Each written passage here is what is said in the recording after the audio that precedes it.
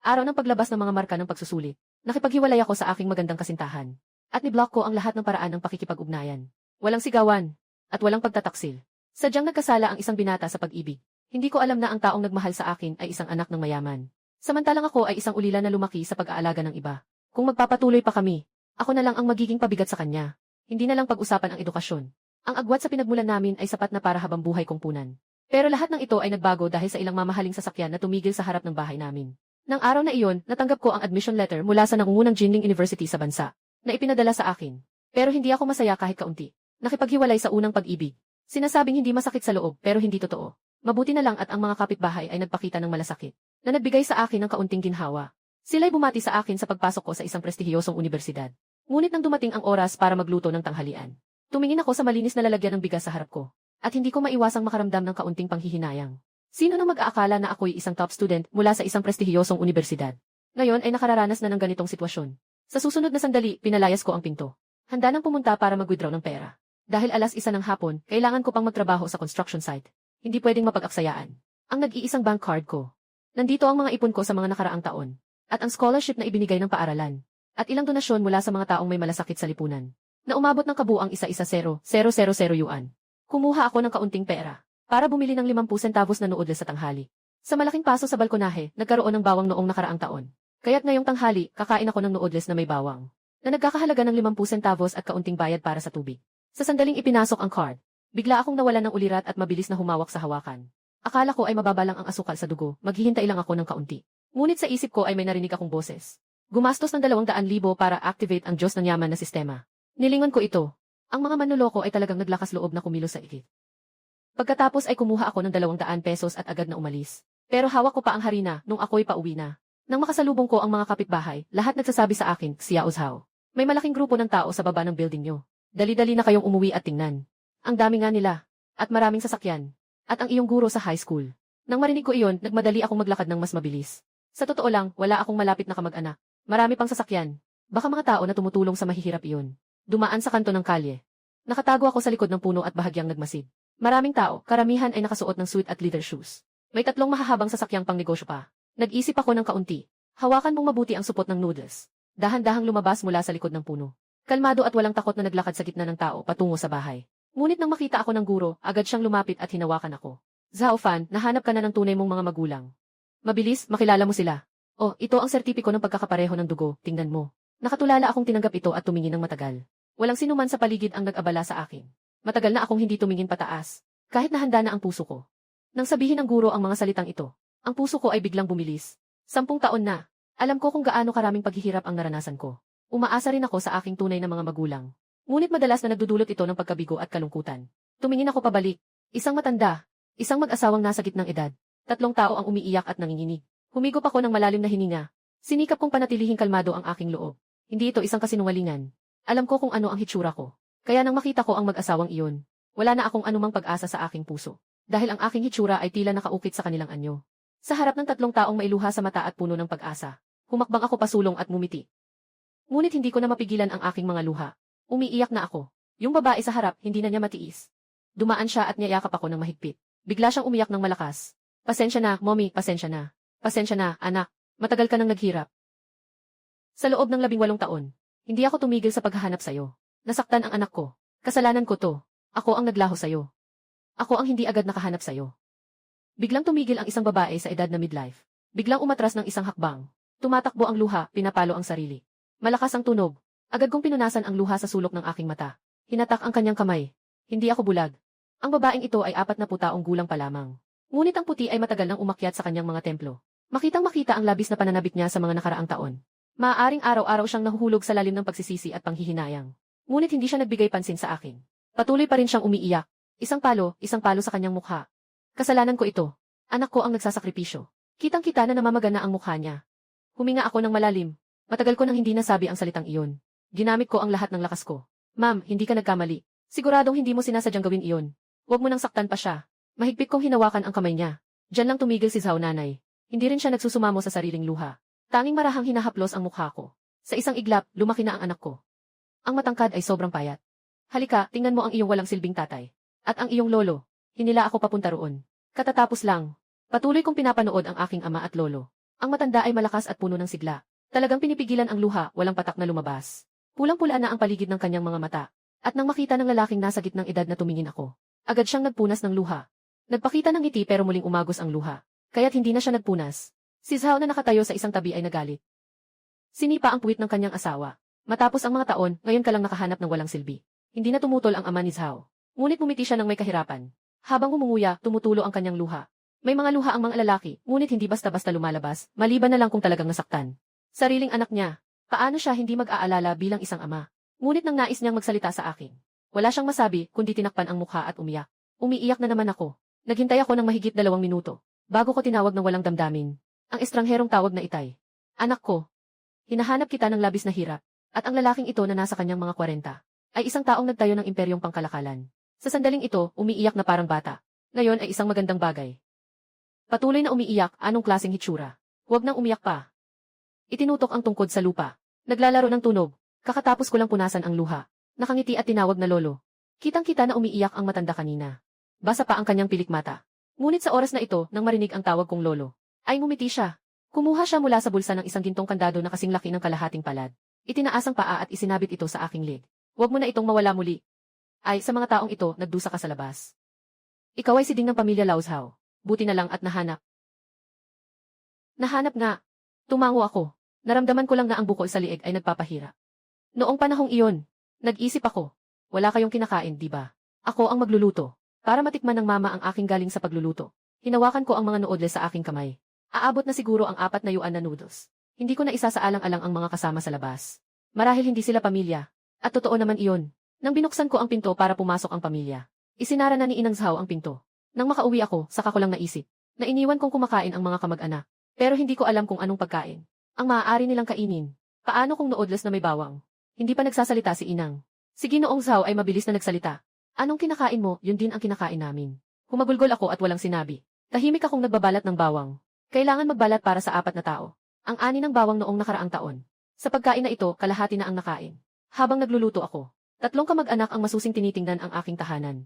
Hindi malaking bahay pero malinis. Isang matigas na kama. Sa dingding na may punit na pintura, puno na ng iba't ibang parangal. Lahat ng iyon ay aking mga karangalan. Nais ni Inay Zhao na tingnan ang mga nasa ref ko. Pero matagal siyang naghahanap at hindi makita kung nasaan ang ref. Fan, nasaan ang ref mo? Hindi pa namin nabibili ang ref.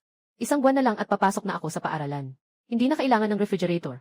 Hindi ko pa natatapos ang sinasabi ko. Si Wang Qian ay umiiyak na. Ang isang ina ay hindi kayang tiisin ang mga ganitong bagay. Ayaw na niyang makinig kahit ano pang sabihin ko.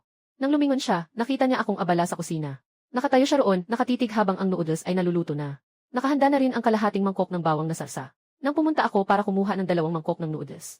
Pagbuhos ko ng bawang na sarsa at dalhin sa mesa, bigla kong naisip, parang mayroon lang 2 mangkok sa bahay. Sa loob ng 1 minuto lang, pumunta ako sa bahay ng kapitbahay at nang hiram pa ng 2 mangkok. Nang nakalagay na ang 4 na mangkok ng bawang na sarsa sa mesa, hindi na nakayanan ng matanda, umiyak siya ng todo. Isang beses, kinuha niya ang mga chopstick at sinimulang kumain ng noodles. Dumadaloy ang luha sa kanyang mangkok. Kalahating mapait, kalahating maalat. Kumain na kayo. Ilagay lang ang mangkok sa mesa kapag tapos na. Magsisimula na ako sa site, malapit na akong mahuli. Medyo mainit ang ulo ng contractor. Sabi ko at tumayo na ako para umalis. Ngunit hinila ako ng aking ama na si Zhao Zichang. Huwag ka nang pumunta, sobrang init ng panahon. Hindi mo na kailangang kumita ng pera sa buong buhay mo. Ang pera ng pamilya natin ay hindi mo maubos sa 2 buhay. Hawakan mo muna ang card na ito. Ipinasa ni Zhao Zichang ang isang bank card. Bilang anak, ito ang unang pagkakataon na binigyan ako pagkatapos ng pagkilala. Kaya tinanggap ko pa rin ito. Habang hinahaplos ko ang card sa kamay ko, damang-dama ko ang dami kong nararamdaman. Maingay na tanong ni Wang Qian, gusto mo bang manatili sa Jinling? O bumalik sa Beijing? Sa palagay ni Lolo Zhao, hindi tama ang tanong niya. Diretsong sabihin na okay lang ang Jinling. O ang Beijing. Kung gusto mong manatili dito, ayos lang din. Ngunit kailangan kong umuwi tuwing 2 araw bawat linggo. Mas mabuti kung makakauwi ako sa kabisera. Doon ang pangunahing tahanan ng pamilya Zhao. Ano man ang piliin mo. Kailangan kong umuwi sa kabisera sa loob ng 2 buwan bago magbukas ang klase. Mananatili ako sa bahay ng ilang panahon. May ilang bagay pang kailangang ayusin. Kapag nagsalita na ang matanda, hindi ako makatanggi. Alam ko lang na kahit saan man ako naroroon, kailangang mas maganda kaysa ngayon. Marami. Si Wang Qian ay nagsimula ng mag-ayos ng mga gamit. Umalis na tayo sa hapon na flight, umuwi na. Tumingin lang ako na walang imik at tumango. Sa totoo lang, sobrang bigla ng kasiyahan. Minsan, talaga namang mahirap tanggapin. Sa maikling 1 araw, nagsimula ako bilang pinakamahirap na kabataan.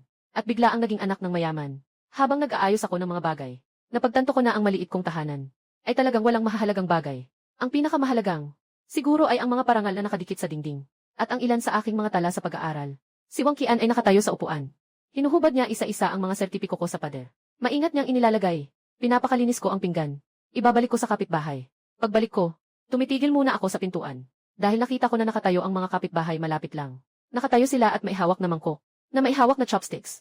At sila ang tunay na tumingin sa akin habang ako'y lumalaki. Mula pagkabata, ako'y isang maunawain na bata. Sa mga nakaraang taon, hindi ako nagdulot ng anumang abala sa mga kapitbahay. Sa ganitong sitwasyon, naiintindihan din nila. Sila ang aking mga kamag-anak. Hinahanap na nila ako ng mahigit 15 taon. Alam nila ang aking mga paghihirap. Noong mga nakaraang taon, hindi lang ako nag-aaral, kundi nag-aalaga rin sa may sakit na matanda. Noong panahong iyon, palagi akong mukhang payat at mahina. Napakabata ko pa noon. Napakahirap. Nakakasakit sa puso. Sinasabi ko mula sa kaibuturan ng aking puso. Mas gusto pa nilang makita ang aking tunay na mga magulang. Malayo, yumuko ako sa direksyong iyon. Agad na umalis ang mga kapitbahay. Tahimik na umalis. Ayaw nilang mahirapan. Kung makakatulong, tutulong lang. Walang espesyal na dapat ipagpasalamat. Lahat ay simpleng tulong. Ilang matatandang babae na lang ang natira na nakatayo at nakangiti habang nag-uusap. Zhao Fan, kung ikakasal ka na, dapat dalhin mo ang misis mo para makita namin Naghihintay kami sa iyo. Gagawin ko iyon. Pinunasan ko ang aking luha. Lumiko ako at pumasok sa bahay. 1:00 ng hapon. Nagsabi ako ng paalam sa mga kapitbahay. 3 mahahabang sasakyan. Dahan-dahang umalis mula sa maliit na bayan sa tabi ng Jinling. Nagdagdag ng mga contact number sa sasakyan ng mga kamag-anak. Nang inilabas ko ang aking lumang cellphone, nagtaka si Ginoong Zhao. Huminga siya ng malalim. Agad na tumawag si Zhao Zichang sa kanyang assistant. Pagkalipas ng 10 minuto, nagdala ng isang smartphone. Ang pinakamahal na cellphone sa merkado ngayon. Binuksan ko, naglagay ng SD card at nagdagdag ng mga contact. Mataas pa rin ang aking kakayahang tumanggap ng mga bagong bagay. Isang napakamatalinong aparato. Naiintindihan ko ito sa loob ng wala pang 2.5 minuto. Pinalawig na bersyon ng Phantom. May 2 hanay ng upuan sa tabi ng bintana. Nakasama ko ang aking ina. Maraming gustong sabihin ni Wang Qian sa akin. Matagal niyang inisip, bago siya seryosong nagsalita. Maging mabilis na makibagay sa bagong buhay. Ang iyong mga gawi sa buhay. Maaaring kailangang baguhin ng kaunti ang iyong mga nakasanayan sa pagkain. At huwag masyadong mag-alala. Kaya lang, kamakailan lang ay naisip namin ni tatay ng isang paraan. May nilagay kaming maliit na target para sa'yo. Bibigyan ka namin ng pera muna. Subukan mong unti-unting tanggapin ito. Ang 300 milyong ito. Walang anumang sapilitang kinakailangan. Gawin mo lang ang ayon sa iyong nais. Kailan mo ito gugugulin, saka na lang. Pagkatapos kong marinig ito, parang nawala ako sa sarili. Kung ako ang nagtatrabaho sa construction site, ika nga, 105 pesos sa isang araw. Kailangan kong hindi kumain o uminom at magtrabaho ng 5. Mahigit 500 taon. Mahigit 000 taon. Ang China ay may 5,000 taon. Ang araw na ito ay tila isang panaginip. Medyo nagkakabuhol-buhol ako. Maaari ko lamang mahina na tanungin. Sigurado ba kayo na ako ang inyong anak? Huwag magkamali. Napakaraming pera nito. Hindi ako mapakali sa isip ko. Nang tinanong ko ito, bigla silang 3 kamag-anak ay natawa. Ama Zhao. Zichang ay agad na kumuha ng isang dokumento. At ibinigay ito sa akin. Ngunit nang buksan ko ang file, bigla akong napatigil. Matyaga kong binasa. Ang resulta ng pagsusuri sa kaugnayan ng dugo. Tahimik, ang aking mga mata ay hindi maiiwasang humaplos ng luha. Sa aking mga mata ay ang refleksyon ng lungsod na unti-unting nawawala. Ang sasakyan ay patungo sa paliparan. Ngunit sa aking isipan ay patuloy na umuukit ang tinig na iyon. Gumastos ng 200,000. Ay activate ang sistema ng mayamang tao. Gumastos ng 200,000. Ay activate ang sistema ng mayamang tao. Patuloy na nagtutulak ang boses. Kahit na medyo nairita na ako. Pero pinipigilan ko pa rin ang sarili ko. Tinanong ko sa aking kalooban ang boses na iyon. 10,000, ayos lang ba? 15,000, paano naman ang 17,000? Ang pangunahing bagay ay, talagang hindi ko alam kung ano ang dapat kong gastusin ngayon. Ibig kong sabihin, hindi pa ako nakakapag-isip kung ano talaga ang gusto ko. Kung paano ako gagastos. Hindi naman pwedeng bumili ng mga bagay na walang silbi sa akin, di ba? Sinasabi ko talaga ito ng seryoso. Hindi ko talaga alam kung ano ang bibilhin. Hindi naglalaro ng mga laro. Hindi naninigarilyo. Hindi pumupunta sa mga nightclub. Walang masyadong mapagkakagastusan. Paminsan-minsan ay nagbabasa lang. Hindi naman pwedeng gumastos ng 200,000 sa lahat ng libro. Nasa isip ko pa rin ang mga bagay-bagay.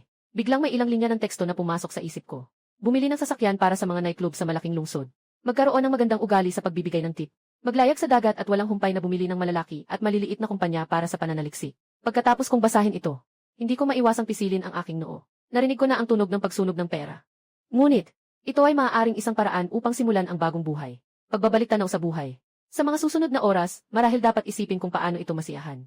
Hindi na ako maghihirap sa buhay na ito. Nakabin ang cellphone sa black card na ibinigay ni Zhao Zichang. Tahimik kong binilang ang 0. Matapos ang masusing pag-verify, nakita kong nagulat ako na may 1 bilyon sa card. Hindi ko makakalimutan ang isang hindi sinasadyang sinabi ni Zhao Zichao. Ito ang iyong pambili ng merienda. Naiinis ako sa boses sa aking isipan. Sa galit ko, binuksan ko ang shopping app. Nang malaman ko ang lokasyon ng bahay sa Beijing.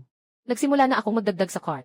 Hindi ko kailanman naisip sa aking buhay na ang aking unang online shopping ay magsisimula sa ganitong eksena. Bumili ako ng mahigit 200 na libro na gusto kong basahin ng sabay-sabay. Mula sa Republika hanggang sa Shanghai Jing.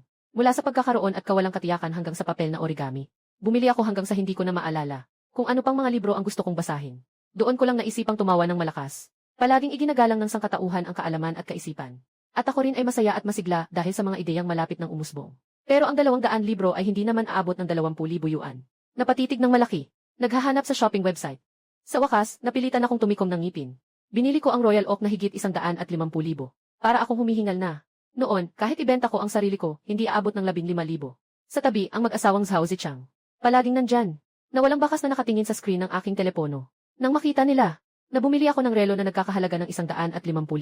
Medyo nagkunot ng noo. Sinasabi ko, medyo hindi ito akma sa aking katayuan. Lalo na sa pananaw ni Wang Qian. Ang unang binata ng kabisera.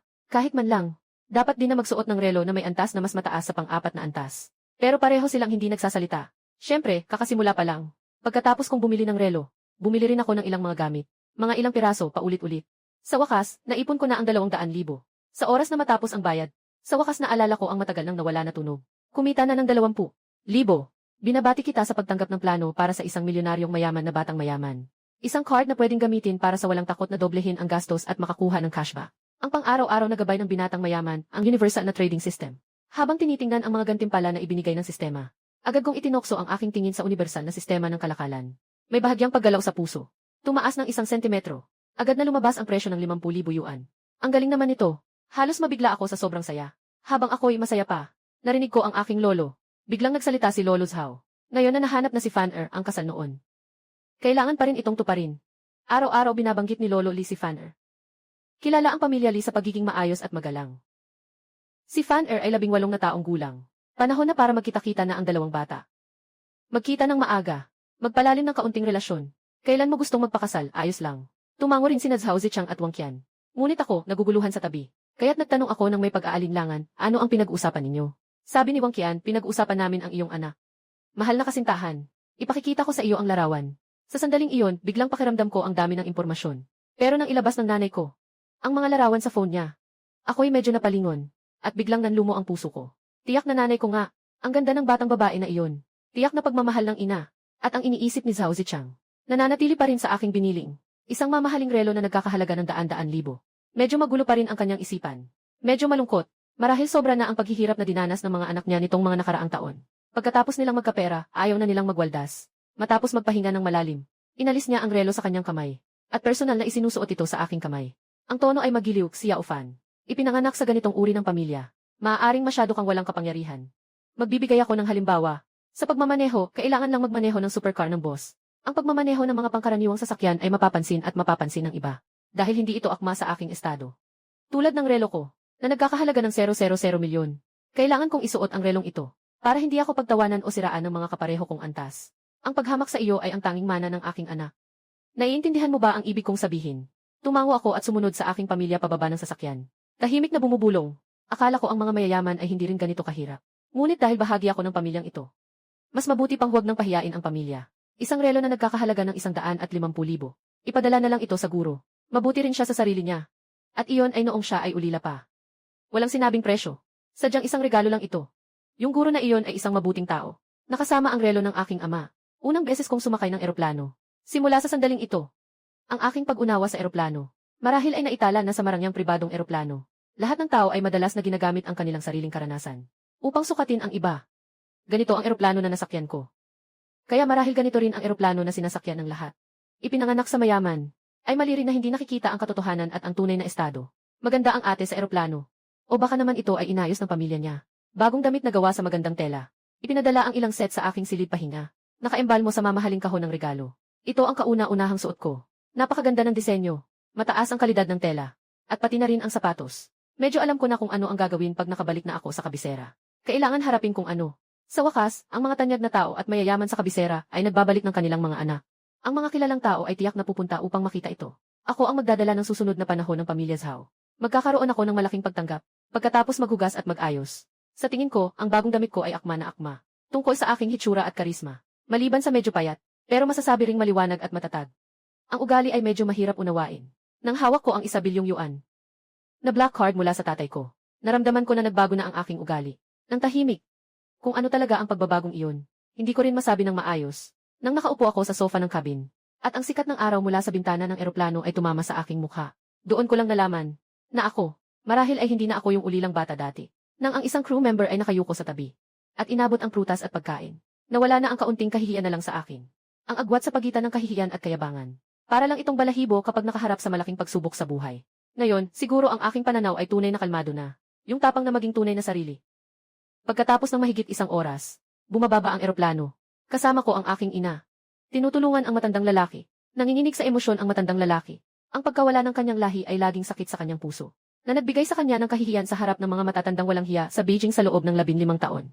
Hindi siya makatingala. Ngayon, bumalik na ang kanyang apo. Sino pa ang manghahamak sa pamilya ni Lao Zhao? Sino pa ang makakapinta sa pamilya ni Zhao? Ang mga lihim na pang-aasar noon ay magtatapos na ngayon. Kahit na seryoso ang hitsura ng matanda ngayon, alam ko pa rin kung anong liwanag ang nasa mukha ng lolo ko. Ang ilang tao ay dahan-dahang bumaba sa eroplano at sumakay sa sasakyan. Si Xiao Fan ay makararating sa bahay sa loob ng 10 minuto. Malaki ang bahay namin. Kung ayaw mong makihalubilo mamaya, pwede kang sumama sa tagapangalaga at magpahinga sa kwarto. Umiti ako ng bahagya at dahan-dahang umiling. Nandito na ako. Mas mabuti pa ring makilala ang mga kaibigan. Para maging pamilyar ang mukha. Huwag naman akong maliitin. Sabi nga, isa akong matalinong estudyante. Paano magiging mahiyain ang mga anak ninyo? Paano ko naman kayo bibiguin?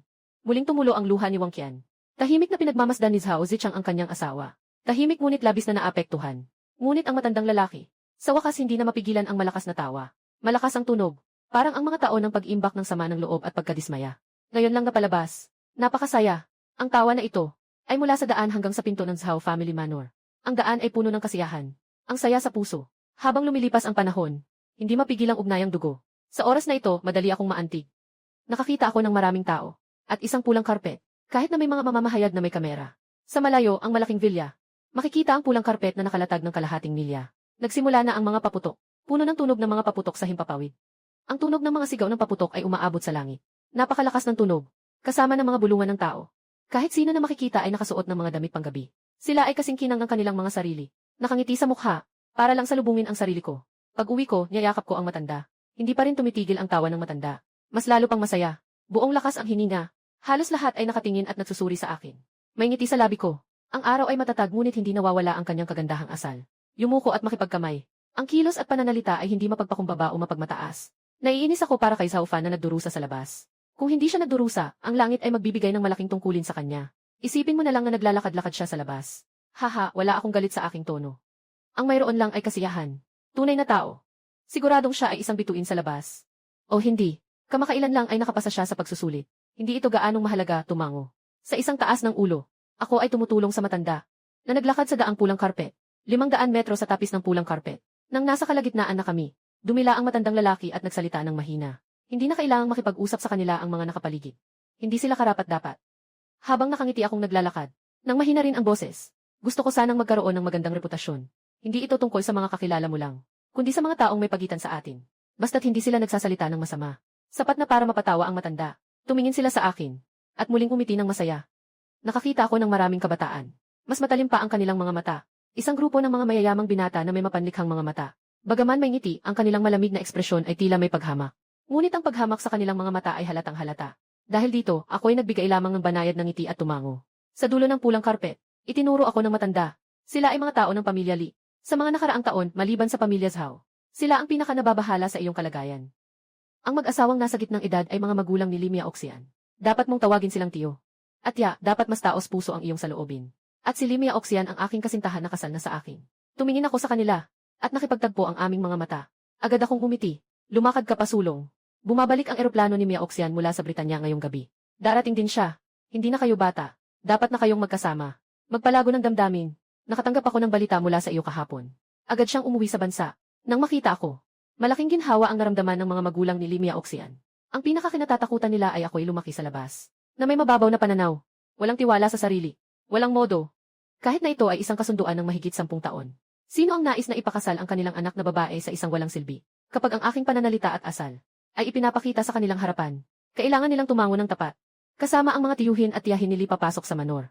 Pakiramdam ko, lahat na nakikita ko ay napakakarangya. Yung mga halaman at bulaklak ay mga hindi ko pa nakikita. Maagap kong inasikaso ang mga tiyuhin at tiyahin nili. Sa lugar na inatas ng katiwala, ang seremonya ng pagtanggap ay ginanap sa gitnang pasyo ng villa. Ang sahig sa pagitan ng gitnang pasyo at ng pintuan ng villa ay nahukay.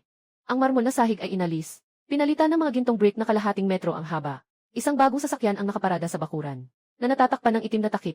Ilang mga kabataang babae na may kaakit-akit na hitsura. Umupo sa tabi ko. Hindi sila mapakali. Parang may gustong ipakita sa akin. Medyo hindi ako sigurado kung ito ay pagkamakasarili. Ngunit, talagang nakatutok ang kanilang mga mata sa akin. Bahagya akong nag-relax, at natural na lumapit sa ilang mga dalaga. Nang may banayad ng ngiti, mahina niyang binukas ang bibig. Ilang mga ate, may nais ba kayong inumin? Ang batang babae na may pinakamaliwanag na mata ay kumaway. Ipinapakita niya na umupo ako malapit. Walang takot na umupo ako sa tabi niya. Nais kong maramdaman ang amoy ng hangin at ang magandang atmosfera ng bigla. Narinig ko siyang magsalita. Si Maoxian ate, hindi tayo papayagang uminom. Sabi niya tulungan daw natin siyang bantayan. Huwag hayaan na mapalayo ang lalaki sa ibang babae. Pero sino ba ang makakaalam? Yung batang lalaki mismo ang lumapit sa atin. Pagdating ng gabi, babalik si Maoxian ate. Hehe, puno na ako ng problema. Kung ayaw mong uminom, kaya pupunta na ako para salubungin ang iba pang mga bisita. Nang sabihin iyon, tumayo na siya. Umalis. Ayokong maghintay na bumalik si Maoxian para magtanong sa akin. Ngunit nung tumayo ako kanina, pinabalik ako ng dalagang nasa likuran ko. Binabalik niya ako sa sofa. Huwag kang umalis, gusto mong manatili sa aming paningin. Paano namin malalaman kung ano ang ginawa mo? Ngayon, maraming mga batang babae mula sa Beijing ang dumating. Nakakagat ng labi ako. Nagpapakita ng isang walang magawa na ekspresyon. Kailangan na lang umupo dito. Sa kabuuan, magaganda naman ang mga batang babae na ito. Ngayon, maglakad-lakad muna. Di alam kung ilan ang naghihintay na sirain ang iyong kasal. Mas mabuti pang umupo dito. Walang darating para guluhin ka. At saka, hindi ba magaganda ang mga ate natin? Talagang maliwanag ang kanyang mga mata. Tumingin ako sa kanya. At seryosong sinuri siya. Nakangiti akong tumango. Kapag matagal nang nag-aalala, mapapagod ka rin. Tulad ng sinabi ng lolo, sa iyong sariling pagkatao, may mga tao talagang walang karapatang makialam. Hindi ito pangmamaliit sa sinuman. Sino ba naman ang hindi mayaman? Ngunit ito ay tungkol sa pag-uusap natin. Gusto mong makipaglaro sa akin. Talagang magpapahirap ito sa'yo. May nag-host ng party. Parang isang kasiyahan. Mas parang isang meet and greet ko. Nalaman ko na. Yung ate na kumikislap ang mata sa tabi ay talagang maraming kakilala. Halos lahat na nakikita ko ay kakilala niya. Sinasabi niya sa sarili kung sino siya at ano ang pangalan niya. Anong industriya ang kanyang kinabibilangan. At ang ugnayan nito. May ilang tao na labis akong nagulat ng marinig. Akala ko nga ay nagkamali ako sa narinig. Ngunit ngayon, nalaman kong hindi ako nagkamali. Talagang sila ang mga kilalang tao sa telebisyon at internet. Kakatapos ko lang kumain ng kaunting prutas. Napaka-formal. Yung mga taong nakasuot ng sweet at formal ay lumapit sa akin. Ginoo Zhao, narito ako upang kumpirmahin ang iyong personal na impormasyon.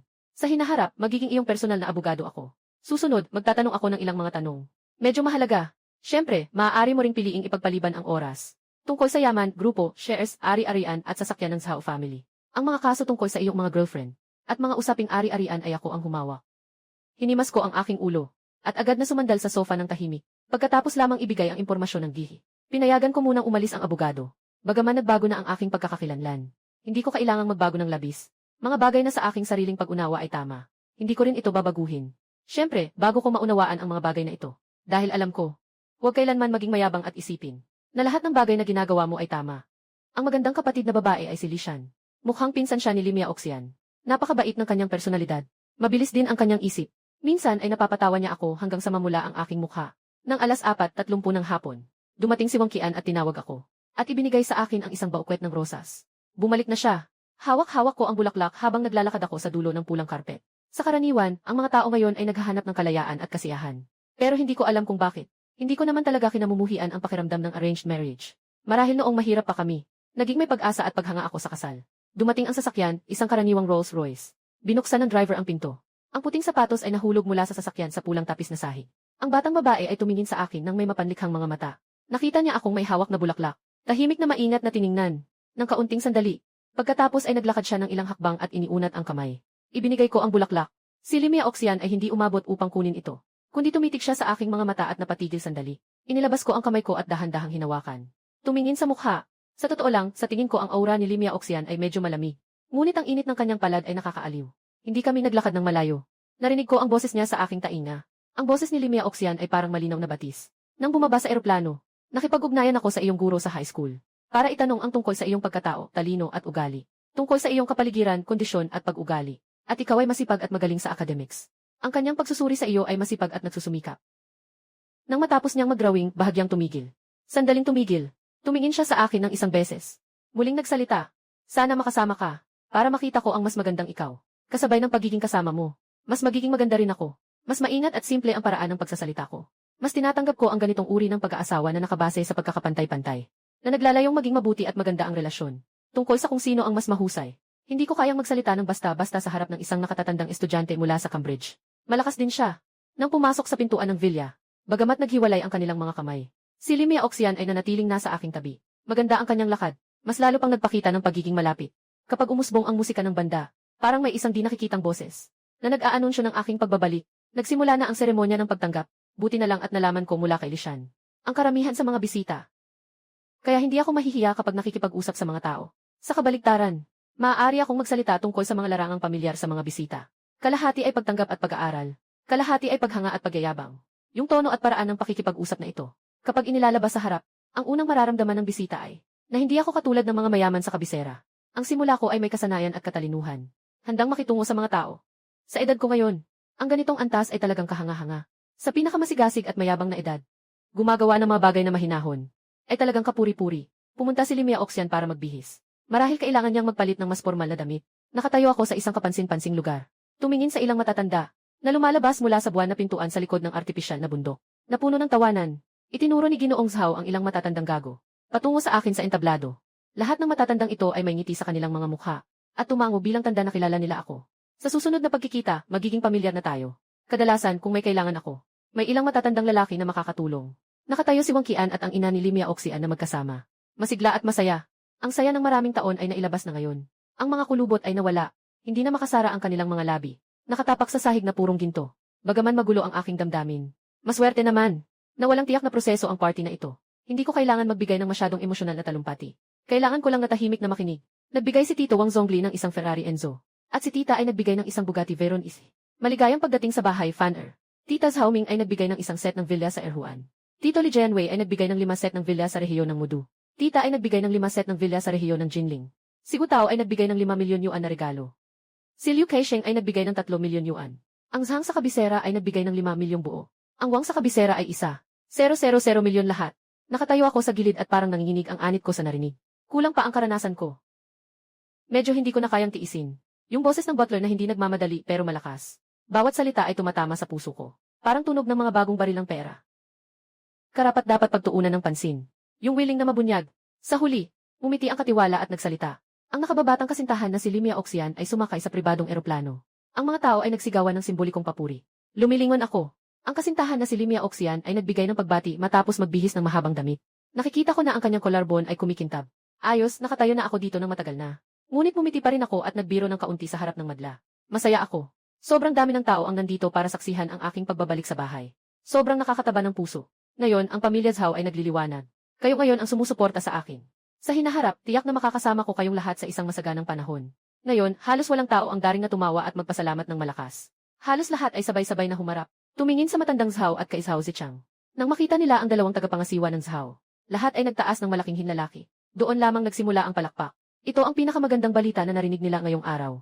Dahil dito, sa nakaraang 15 taon ng pamilya Zhao, halos sila ang nagtatayo ng imperyong pangkalakalan, na nag-iisa sa pagkuha ng kita. Tanging ang pamilyang Li na may magandang ugnayan ang nakakakuha ng kaunting benepisyo. Ang iba, kahit na nagtatangkang makipagtulungan, ay hindi pinapansin ng pamilya Zhao ang kaunting pakinabang. Isang malamig na pagtrato sa lahat, na talagang nag-iwan ng ibang tao sa alikabok. Masyadong mataas ang tono, kaya kakaunti ang nakakaunawa. Ang mga bisita sa pagkakataong ito ay tunay na humahanga mula sa puso. Si Zhao Fan ay talagang mabait na tao. Hinawakan ko ang aking ilong. Nagsimula akong magduda kung may nasabi ba akong mali. Bakit ang taong pinakamalapit sa akin ay sobrang na-excite at nanginginig? Parang ang saya-saya nila, nakakabaliw. Kahit mas masaya pa kaysa sa sarili. Parang nakakita sila ng tunay na ama. Ang reaksyon sa mga pahayag na ito ay talagang matindi. Ito ay talagang hindi ko inasahan. Talagang kulang pa ang aking karanasan. Ang sasakyan na nakabalot sa bagong cover sa gitna ng venue. Tila hindi napansin. Ayaw na rin ni Zhao Zichang na masyadong magpakaabala. Ang dami ng pinaliit na mga paraan. Siguro mapapagod ang bata. Kaya inabot niya sa akin ang susi ng sasakyan. Parang isang Korean ang nasa loob. Hindi ako masyadong sigurado. Kailangan ko pang tingnan ulit. Hanggang sa sinabi ni Limia Oxian na. Talagang nakalma ako. Kakatanggap ko lang ng mga regalo mula sa tiyuhin at tiya. Mga sasakyan na hindi ko pa narinig. Nababahala ako na baka sa hinaharap wala na akong sasakyan. Pero buti na lang, maingat ang sariling tatay. Binilhan din ako ng isang malaking sasakyan. Unti-unting lumulubog ang araw. Ang mga dapat umalis ay unti-unting umaalis. Tahimik na rin ang mansyon. Ang sikat ng araw ay tumatama sa likod bahay. Nasa gazebo ang mga pamilyar na tao. Mga magulang at lolo. At ang pamilya Li. Nandyan din ang tiyuhin at tiya, si Limia Oxian sa tabi niya. Tahimik at malamig ang dalaga. Mas mabuti nang maaga ang usapin tungkol sa mana. Ang ganitong kalaking ari-arian ay kailangan mong ipamana. Maaari kang maglaro pa ng 20 taon. Pagkatapos ng 20 taon, kailangan mong bumalik para ipagpatuloy ang negosyo ng pamilya. Siyempre, may ilan pang ari-arian ng pamilya Lee. Nagbigay ng senyales ang matanda sa akin. Agad akong tumayo para maghain ng tsaa sa tiyuhin at tiyahin. Tungkol sa kasal. Dahil nandito kayong dalawa, hindi ko na kailangang magdagdag pa. Kailanman magpakasal, ayos lang. Ang ibig kong sabihin, mas mabuti kung maaga tayong magkaanak. Si Xiao Fan ay tinanggap na sa universidad sa Timog. Ayos lang din. Sa hinaharap, maaari nating ilipat ang mga ari-arian ng pamilya Zhao sa Timog. Magandang pagkakataon ito para palawakin ang merkado. Kailangan ding bumalik ng madalas ng batang ito mula sa ibang bansa. Si Zhao Fan ay maaari ring makasama ka ng mas madalas. Para sa akin, ang mga banyaga ay ganyan lang. Bata, mas mabuti pang bumalik ka sa pag-aaral. Maaari ka pang makasama si Zhao Fan. Katatapos lang ng pag-aayos. Nabili ko na ang vilya sa Jinling para sa iyo. Mag-aral ka ng mabuti. Matutunan ang kaalaman sa kultura. Narinig ko mula sa iyong guro. Noong high school ka, may karelasyon ka pang isang babae sa klase. Kailangang pag-usapan mo ang mga bagay na ito sa kanya. May mga bagay na dapat linawin. Ang pamilya natin at ang pamilya ni Lee ay magkaugnay. Ang dapat pakasalan ay tanging siya lamang. Ang mga naunang utos ay okay lang. Pero ang huling pangungusap ay talagang hindi ko matanggap. Nilingon ako ng nagmamadali upang tingnan ang mga mata ni Lee Miaoxian. Ngunit ang nakita ko ay ang mapayapang mga mata ng dalaga. Tahimik akong bumaba ang loob. Marahil ganito talaga ang marangyang buhay. Yung mga patakaran na hindi nila alam, maaari nilang unawain unti-unti sa hinaharap. Nakapahinga ako ng maluwag nang. Biglang sumakit ang likod ko. Tumingin ako sa tabi. Ito ay daliri ni Lee Miaoxian na umiikot. O ang kanyang karaniwang ekspresyon. Madilim na, ang salu-salo sa vilya ay nagaganap. Ilang matatanda ang nakaupo roon, umiinom ng tsaa at nagkukwentuhan. Pinipilit ako ni Wang Qian na makipag-usap kay Lee Miaoxian. Malaki ang hardin. Ang mga malalambot na rosas ay nasa ilalim ng dilaw na ilaw ng dapit hapon. Maganda at kaakit-akit. Huwag ka nang magpaliwanag sa araw. Natutuyuan na ang balat mo. Tunay na nakakapagod ang magtrabaho sa konstruksyon. Ako na ang bahala sa'yo. Ibibigay ko na rin sa'yo ang mga ari-arian ng pamilya Lee. Sana huwag mong sayangin ang tiwala ko. Ang hinihiling ko lang ay isang tapat na puso. Hindi kita bibigyan. Si Lee Miaoxian ay dahan-dahang tumango. Pagkatapos mag-isip ng kaunti, saka siya muling nagsalita, mas mabuti pang umuwi ako at samahan ka. Narinig ko na ang batang babae ay nasa Peking University. Isang nasa Timog, isang nasa Hilaga. Wala rin siyang magagawa para samahan ka. Umiling ako. Walang anuman. Kaya kong alagaan ang sarili ko. Si Lee Miaoxian ay may magandang katawan. Hindi mo naiintindihan. Mga katulad mo na may ganitong estado at yaman. May mga bagay na hindi mo kayang kontrolin. Sobrang laki ng mga tukso sa labas. Bumalik na lang ako. Habang nagsasalita, mapayapa ang tingin ni Lee Miaoxian. Dahan-dahang nakasandal ang ulo niya sa balikat ko. Nakatigas ang isip ko. Ngunit inabot ko pa rin ang aking kamay upang yakapin ang kanyang payat na baywang. Tila siya ay medyo pumayat. Mas naging malapit ang dalawa. Ang mga ilaw sa iba't ibang bahagi ng malaking mansyon. Pagkatapos buksan, nararamdaman ko na para akong nasa isang natatanging, marangal na lungsod. Kislap at makulay. Nagniningning at kaakit-akit. Hindi ko maiwasang isipin ang aking maliit na kwarto. Na hindi ko kailanman gustong gamitin ang kuryente. Walang bentilador sa buong tag-init. Walang aircon. May ilang mga palanggana na puno ng tubig na nakalagay doon. Para palamigin ang hangin. Minsan, pawis na parang ulan. Nagtatagal sa kama. Hindi makatulog buong gabi. Ngayon ay nakaupo na lang sa gazebo sa labas. May mga malamig na bentilador doon. Hindi masasabi na hindi ganun kabigat ang kalagayan natin. Matagal nang nakaupo dito ang dalawa. Nang makita ang makukulay na ilaw sa malayo sa lungsod. Si Lee Miaoxian ay bahagyang nagsalita. Kain na ba, oras na ng hapunan? Mukhang hindi na ako magpapalipas ng gabi dito. Kakabalik mo lang. Mas mainam na mag-isa ka munang magpakilala sa paligid. Bukas, babalik ako para samahan ka. Pinapagawa ko na ang ilang listahan ng mga luxury car. Mga mamahaling relo. Impormasyon tungkol sa mga kilalang brand sa buong mundo. Siguro mamaya sa gabi, ipapadala ng butler sa kwarto mo. Isdelay muna natin ang bagay na iyon. Bata pa tayo. Medyo pumayat ka rin. Yung mga dulo ng buhok mo ay natural ang kulay. Kakulangan sa nutrisyon. Sabi nga nila, noon pa man, ang dugo at enerhiya ay hindi pa stable. Iwasan ang pagtingin sa kagandahan. Sa huli, ikaw ang magpapasya. Yung sinabi ng lolo mo, ayokong magkaanak ng masyado pang maaga. Pero kung gusto mo, wala naman akong tututol. Lumingon si Lee Miaoxian. At malamig ang tingin niyang nakatingin sa akin. May bahagyang pag-asa sa kanyang mga mata. Tumango ako, kalmado ang tono. Hindi rin maganda sa katawan mo kung magkaanak ka ng masyadong maaga. Maaari tayong magtagal. Marami pang araw na darating. Wala tayong pagmamadali. Masyado pang maaga para pag-usapan ito. Kahit na baka hindi ito mahalaga kay Lee Miaoxian. Pero igagalang ko siya. Tara na, kumain na tayo. Hinahatak ako ng kamay papunta sa maliwanag na lugar. Nang kalahating oras na akong gutom. Hindi ako nabigo sa handaan sa bahay. Sa buong buhay ko, kakaunti lang ang nakain kong buong ulam. Unang beses kong nakakita ng isang marangyang handaan na parang buong hapagkainan ng mansyuhan. Bago ko makita ang mga pagkain sa mesa na ito. Halos na natili pa rin ang aking isipan sa garlic noodles. Sa pinakamaraming, dagdag lang ang ilang uri ng karne sa garlic noodles. Siguro iyon na ang pinakamainit na kanin sa buong mundo. Yung mga adobo at steamed na alam ko na. Nakatingin sa isang mesa na puno ng iba't ibang putahe. Di ko alam bakit parang namamaga ang ilong ko. Ang bango talaga. Hinila ni Lee Miaoxian ako upang umupo. Maingat na nagsalita. Kung gutom ka, kumain ka na. Huwag nang maghintay pa sa kanila. Kailangan mong maging mas malakas, para mas magkaroon ng pagkatao ng isang lalaki. Ang ugali ni Limia Oxian ay talagang malamig. Maging ang kanyang mga mata ay tila malamig sa sinuman. Ngunit, hindi ko kailanman narinig ang mas mainit na salita kaysa sa kanyang sinabi. Nagalit si Wang Qian, dahil kay Zhao Zichang at sa matandang Zhao na nag-aantay. Hindi siya dumating para kumain. Naghihintay pa rin ako sa kanya ng maayos hanggang ngayon. Hindi maganda ang pakiramdam ko. Hindi puno ang malaking bilog na mesa. Nandito na ang mga tao. Hindi pa kumpleto ang mga pagkain. Mukhang malayo pa. Xiao Fan, tikman mo kung may mga pagkain gusto ka. Si Wang Qian ay laging may pulang mga mata ngayon. Nagsalita ako ng habang dahan-dahan kong kinuha ang mga chopstick at naghanda na gamitin ito. Doon ko lang naramdaman ang isang pakiramdam ng hindi pamilyar. Nang ako'y na-excite, parang nakalimutan ko kung paano gamitin ang chopstick. Nais ko sanang unang subukan ang mga sangkap na hindi ko pa nakita. Wala akong nakita sa mga bagay na nakalatag sa mesa. Kahit na nakita na natin. Ngayon ang mga sangkap ay nabago na ang anyo. Bigla kong ibinaba ang chopsticks. Nananatili akong nakatitig. Nakaramdam ng takot. Takot sa hindi alam na marangyang buhay. Takot na kulang ako sa maraming kaalaman. Paano ka unti-unting nakikisama sa kayamanan at karangalan? Maraming mga detalye. Maraming mga patakaran at limitasyon. Biglang napainit ang labi ko. Nabaling ang aking isipan. Nilingon ko ang isang piraso ng karne na nakakaakit ang kulay. Pagkatapos ay tumingin si Limia Oxian sa akin. Tikman mo, ito ay niluto ni tita na may pagmamahal ang braised pork na ito. Narinig ko na sa mga taon na hinahanap ka. Palaging nag-aaral ang tiyahin sa ulam na ito. Upang sa araw na ito ay matikman mo ang lasa. Kahit na hindi mo mahanap ang iyong sarili. Ang ulam na ito ay patuloy na pinag-aaralan. Ano man ang iyong kalagayan. Ano man ang pipiliin mong paraan ng pamumuhay. Ang iyong pamilya ay laging nasa iyong tabi. Maging ikaw lang. Tumingin sa kanyang mga mata. At tumingin muli sa kanyang ina. Sa pagkalito, agad siyang yumuko at bumuka ang bibig.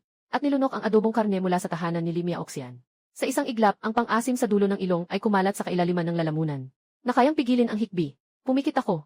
Nanginginig na pilik mata. Tahimik na tinatangkilik. Mahigit 11 taon. Bilang isang tao, hindi ako madalas kumain ng braised pork.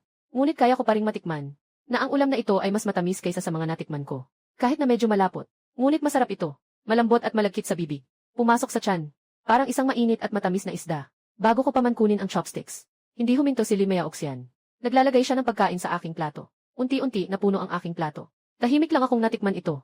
Paminsan-minsan, masiglang nagsasabi ng masarap. Sa huli, hinawakan ko ang pulso ni Limia Oxian. Huwag mo na akong lagyan ng pagkain. Kumain ka rin. Naglagay ako ng pagkain para sa kanya. Ang atmosfera ay tila naging mainit at komportable. Unti-unting umuusbong ang tawanan sa mesa. Naglabas ang matanda ng isang bote. Hindi ko alam kung ilang taon nang nakatago ang mautay. Kapag binuksan ang takip, isang matinding amoy ang sumasalubong.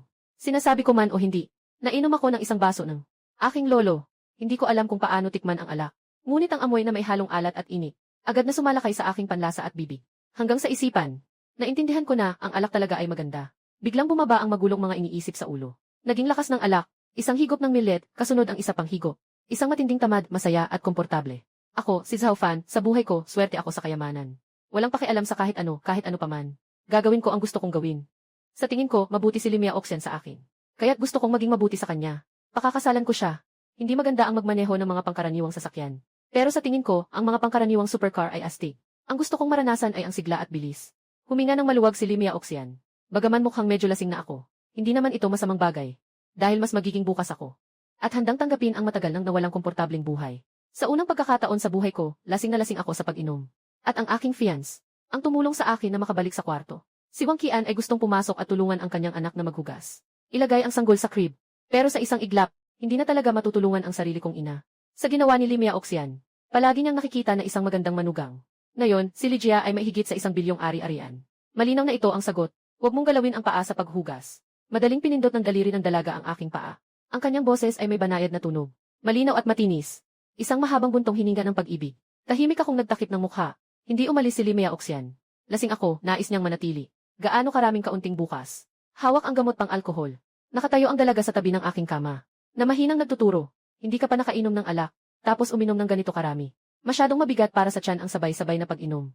Ipinasa ng tagapangalaga ang brochure ng kilalang international na brand. Kinuha ni Limia Oxian at inilagay sa aking kamay. Mabuti na unawain mo ang mga bagay na ito ng dahan-dahan. Mas marami na akong nalinawan. Talagang malakas ang tunog ng paliligo ni Limia Oxian. Ang tunog ng umaagos na tubig. Palaging nagiging sanhi ng magulong isip ko. Medyo walang magawa. Lumalaki na ang mga batang lalaki. Talagang hindi ko mapigilan. Habang naliligo siya, sa wakas ay nagkaroon ako ng lakas at oras. Para ituon ang aking tingin sa 4 na bagay na ibinigay ng sistema. Habang ako'y nagmumuni-muni, na sobrang astig ng mga ibinigay ng sistema. May narinig akong ingay mula sa banyo. Pagkatapos magising, pupunta na siyang maglinis at maghugas. Hinubad ko ang aking damit. Nasanay akong maghanap ng palanggana. Ngunit napansin kong tila dito ay mayroon lamang bathtub at shower. Hindi ko na ito pinag-isipan. Isinara ko ang pinto ng banyo.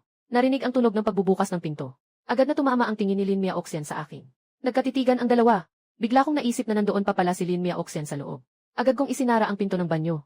Habang nagmamadali, humingi ako ng tawad. Pakiramdam ko, gusto kong mamatay sa lugar na ito. Hindi. Bakit walang ingay habang naglalagay siya ng lotion sa katawan? Nakalimutan ko na may tao pala sa loob. Zhao Fan, anong gusto mong gawin? Hindi mo marinig ang galit o saya sa kanyang boses. Miaoxian, talagang nakalimutan kong may tao sa loob. Nakalimutan kong bakit mo pinili ang ganitong dahilan. Sabi mo gusto mong makita. Gusto mong makasama. Gusto mong gumawa ng iba. Sa tingin ko ay normal lang iyon. Ano ang ibig mong sabihin sa nakalimutan? Sa oras na ito, hindi maitatago ang pagdududa at pagkabigla sa kanyang tono. Noon ay naguguluhan pa ako. Ngunit bago ako makapag-isip, si Lin Miaoxian ay lumabas na suot ang kanyang bathrobe. At ako ay hubot-hubad pa. Tulad ng inaasahan, si Lin Miaoxian ay tumingin sa akin ng mabilis. Nakatagilid ang mga mata. Lumingon siya at isang sipa ang ibinigay sa akin papasok sa banyo. Para kanino ito? Mabilis na maghugas at matulog na. Nagsimula na akong maghugas. Ngunit napansin kong hindi ko alam gamitin ang shower switch. Kadalasan, kaya ko namang gamitin ito. Ngunit itong shower switch ng pamilya Zhao. Napaka-abstrakto ng disenyo. Matagal na akong nag-iisip pero wala pa ring ideya. Miaoxian, hindi ko alam kung paano gamitin ang shower switch. Walang lumalabas na tubig mula sa showerhead. Sandali, darating na ako. Si Lin Miaoxian ay naglalakad papunta rito. Katatapos lang niyang magpahira ng buhok. May kaunting bango at malambot ang kanyang mga daliri. Ihanda mo ang temperatura ng tubig. Sabay siyang nagmukhang malamig at nagbitaw ng isang nyo. May abs din siya. Ayos lang tapos ay umikot siya at umalis. Pagkatapos maligo, inihanda ni Lin Miaoxian ang damit ko. Tinulungan akong isuot ang bathrobe. Hinigpitan ang sinturon. Matulog ka, patay ko na ang ilaw. Sa umaga, isang sinag ng araw ang pumasok mula sa siwang ng kurtina. Bigla akong nanginig. Sumisigaw ako na tinawag na ang pangalan ng kontratista. At doon ako nagising. Nang makita ko ang dekorasyon sa itaas ng aking ulo. Doon ko lang naramdaman ang ginhawa. Walang dapat ipag-alala sa pagkalate. Tumingin ako kay Lin Miaoxian. Nawala na ang tao, pero nandyan pa ang init. Kahapon ng gabi talagang maayos kami. Yakap ko lang siya. Parang naghalikan kami. Iyon lang, walang ibang nangyari. May tunog sa banyo. Si Lin Miaoxian ay malamang nag-aayos. Ayaw ko talagang bumangon. Parang hindi ko pa talaga naranasan ang pakiramdam ng tamad na bumangon. Nagising ako sa isang malinaw na boses ng babae. Tinanong kung anong oras na. Si Lin Miaoxian ay tila may ng toothbrush sa bibig at mahirap makapagsalita. Bakit ka ang aga mong bumangon? Hindi ko maintindihan bakit. Ito ang unang pagkakataon na natutulog tayong magkasama. Lahat tayo ay tamad na bumangon. Tita, paano niya ako tinitingnan? At saka, lagi mong sinasabi tungkol sa kontratista sa madaling araw. At sa 5 sentimos na soya milk. Paano ako makakatulog? Humihinga ako ng malalim, talagang nakasanayan ko na. Nakakasama talaga. Yung matapang na mata ng kontratista, naaalala ko pa rin. Si Lin Miaoxian, pinuntahan si Wang Qian para magpaalam ng magandang umaga. Nakatayo sa kama. Mga 6:00, hindi na ako makatulog. Bumangon at nagpalit ng bathrobe. Itinulak ang pinto ng balkonahe. Ang araw sa silangan ay tumama sa aking mukha. Hindi ko pa kailanman nakita ang ganitong kalambing na araw. Sa maliit na mesa na gawa sa baging, may tsaan na inihanda ni Lin Miaoxian. Umupo ako at nagbuhos ng isang baso para sa sarili ko. Ang amoy ay nakakaakit at nakapagpapasaya. Hindi nagtagal. Hinila na ako ni Lin Miaoxian pababa para kumain. Sa likod ng salamin, habang kumakain ng beef cubes na may peas, tinitingnan ang ilang supercar sa mansyon, na hinihila ng tow truck. Kahapon ito, Tia, ang ibinigay nilang 2 supercar. Isa ay isang napakagandang Ferrari Enzo. At ang isa naman ay isang Bugatti Veyron ES na pwedeng gamitin pang araw-araw. Pareho silang maganda at may koleksyon na halaga. Maganda rin ang binigay ng tatay ko na kulinan. Talaga namang ang ganda nila lahat. Ngayon, nandito na ang problema. Wala akong lisensya sa pagmamaneho. Narinig ko na marunong na si Lin Miaoxian magpalipad ng maliit na eroplano. Mas malaki pa ang agwat ng tao sa tao kaysa sa tao sa aso. Kahit na siya ang aking magiging kasintahan. Kailangan pa rin ni Lolo uminom ng kaunting alak sa umaga. Dapat sana. Handa na si Lolo Zhao na uminom muli kasama ang kanyang apo. Ngunit nang makita ang ekspresyon ni Wang Qian at Lin Miaoxian, napilitan na lang ang matanda na umatras. Hindi ko akalain na pwedeng may karne sa almusal. Maaari rin akong unti-unting lumakas. Mukhang mas gusto ni Miaoxian ang mga malalakas. Nakatapos na kami ng kalahating almusal. Isang grupo ng mga abogado ang pumasok sa mansyon. Wala na akong panahon para matikman. Kailangan lang punuin ang tiyan ng mabilis. Dapat na tayong magmadali para sa trabaho. Kumatok si Lin Miaoxian sa aking mga chopstick. Huwag magmadali, sila ang naghihintay sa iyo. Hindi ikaw ang dapat makisama sa kanila. Kumain ka muna, magpahinga ka ng kaunti bago pumunta. Medyo abala ako. Masyado bang nakakapagod ang kumain? Kailangan pa ng pahinga. Ngunit hindi ko na ilabas ang aking mga tanong. Kailangan lang na tumango ako. Nag-atubili ng kaunti. Naramdaman kong nahihiya ako sa aking pag-aalinlangan. Si Lin Miaoxian ang tumatawag sa akin. Sa totoo lang, mayroon din akong ibang prinsipyo sa buhay. Bakit hindi ko sabihin ang isang bagay na hindi niya pa narinig? Miaoxian. Sa tingin ko, kahit na tayo ay nasa posisyon ng mga employer. Pero naniniwala pa rin ako. Ang paggalang sa tao ay isang kabutihan sa anumang oras. Itong kabutihang ito, marahil ay hindi magdadala sa atin ng anumang konkretong benepisyo. Pero sa tingin ko, kapag tinitingnan natin ang ating sarili, ang ating espiritu at pagkatao ay mas magiging masagana. Magkakaroon tayo ng kaunting kaaliwan. Halos hindi ko na ipahayag ang aking mga paninindigan, na may kinalaman sa personalidad at prinsipyo. Kaya't ang aking boses ay medyo seryoso at kinakabahan. Si Limia Oxian ay dahan-dahang naglagay ng mga chopstick, at tahimik na naghintay ng sandali, na mahinang nagsorry. Alam ko na. Magpapabago na ako sa susunod. Napaka-humble at magalang ang tono niya. Kahit na baka may hindi siya maintindihan o hindi matanggap sa loob niya. Nabigla ako sa loob ko. Hindi ko inakalang ganito kalambing si Limia Oxian. Hindi lang si Limia Oxian. Kasama sa mesa at kumakain ang mga kamag-anak ko. Pakiramdam ko rin ay medyo nakakaantig. Nag-isip sandali si Zhao Zichang. Tinanong niya kung ang respeto mo ay magdudulot ng maling akala sa iba. Ano ang gagawin mo? Magbibigay ako ng isang halimbawa. Kung ikaw ay may halagang 1 bilyong yuan, at nirerespeto mo ang mga taong may karaniwang kalagayan sa ekonomiya, kahit na mas mababa ang katayuan nila kaysa sa iyo. Yung mga taong nagsusumikap at handang isakripisyo ang lahat para lang kumita. Sabi mo nga, ano ang maidudulot ng respeto at kabaitan mo sa sarili mo? Talagang naitanong ako nito. Matagal na akong nagtatanong. Kaya naisip ko ang isang kasabihan, ang hangad ko lang ay walang pagsisisi sa puso. Pakiramdam ko medyo mabigat ang nasa dibdib ko. Ipapasok ang kamay sa loob ng kanyang damit. Kumuha ako ng isang magandang aklat. Bumukas ako sa isang pahina. Nakasulat sa pahinang iyon ang magandang dalaga. Ang Ginoo ay mahilig sa pagsasalaysay. Nakasulat sa isa pang pahina, sa Pengshan, kaunti na lang ang daan. Ang asul na ibon ay masigasig na nag-imbestiga. Ang koleksyon ng mga tula ng pag-ibig ay maayos ang pagkakabayn. Nakakita ang mga tao sa mesa na kumuha ako ng aklat. Habang nagdududa ka pa rin, nakita kong inabot ko ang libro sa kamay ni Limia Oxian. Para sa iyo ang koleksyon ng tula na ito, Mia Oxian.